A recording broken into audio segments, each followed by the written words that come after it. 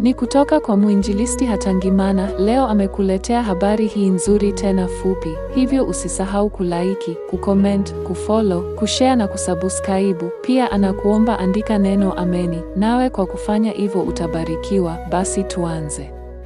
Huzuni ya mtoto kwa sababu ya mchele usionukia.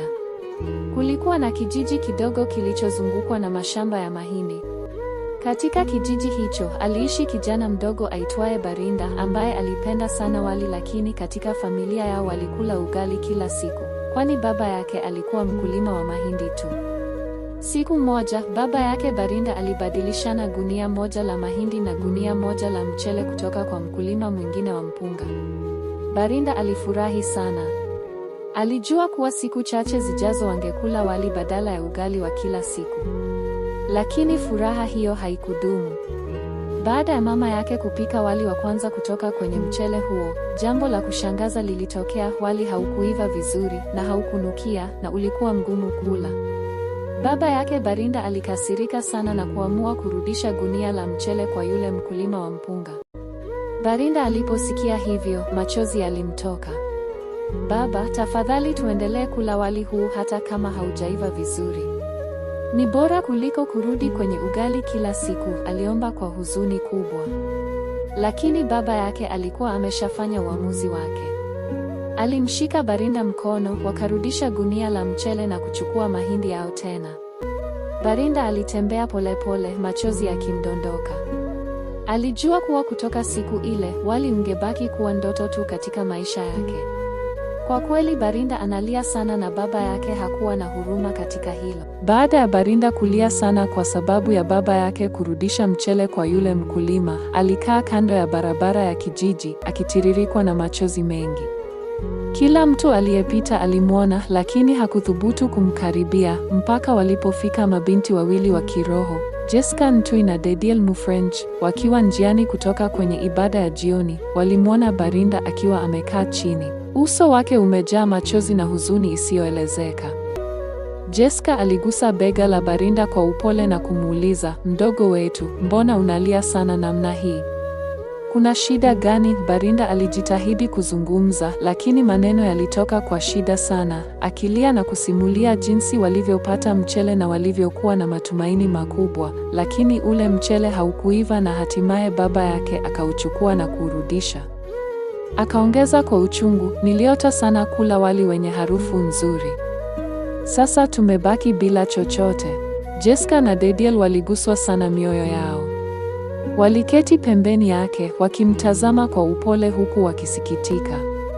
Wakiwa mabinti wenye imani thabiti katika kanisa la Kipentekoste, walifahamu kwamba huzuni kama hiyo ina maana kubwa zaidi katika maisha ya kiroho. Dediel akatazama kwa mawazo, kisha akamnong'oneza Jessica, mbona huyu mtoto analia sana kwa sababu ya wali? Jessica akatikisa kichwa chake kwa hekima na kusema, unajua Dediel, maisha haya yana mambo mengi ya thamani tunayohitaji. Vyakula, mavazi na mali.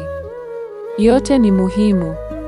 Lakini kuna kitu kimoja kilicho cha thamani zaidi, nacho ni wokovu. Hiki ndicho tunachopaswa kulia na kumlilia Mungu pale tunapokipoteza. Huzuni ya Barinda ni funzo kubwa kwetu sote. Kama alivyoona uchungu kwa chakula, ndivyo sisi tuliookoka tunapaswa kuona uchungu pale wokovu unapopotea katika maisha yetu. Dediel akakubaliana kabisa na kusema, kweli kabisa Jessica. Kama Barinda ameweza kulia namna hii kwa chakula, basi ni lazima wale wote waliopoteza imani, waliokosa wokovu, au wale ambao hawajawahi kumpokea Yesu, wamwendee Mungu kwa machozi ya toba, ili wapate wokovu wa kweli ambao ni zaidi ya chakula, zaidi ya mahitaji ya dunia hii. Wakakumbuka neno la Mungu likisema, njooni kwangu, ninyi nyote msumbukao na kulemewa na mizigo, nami nitawapumzisha. Kisha wakamfariji Barinda kwa upendo mkubwa, wakimwambia, mdogo wetu, usilie tena. Chakula kitaonekana tena kwa wakati wa Mungu. Lakini muhimu zaidi, Mungu anakupenda na ana mpango mzuri na maisha yako. Barinda akapunguza machozi, akatabasamu kwa mbali, akihisi faraja moyoni mwake. Jessica na Dediel wakaendelea kumshika mkono na kusema, Barinda amekubali kufarijika leo. Je, kwa nini wewe usimkubali Yesu Kristo leo ili umtwishe vilio vyako vyote na aviondoe? Kama Barinda alipata faraja, hata wewe utafarijika na kupata wokovu wa kweli. Wakaagana kwa amani, huku Barinda akirudi nyumbani na moyo wa faraja mpya, na Jessica pamoja na Dediel wakirudi nyumbani wakiwa na moyo wa shukrani kwa somo kubwa walilolipata siku hiyo.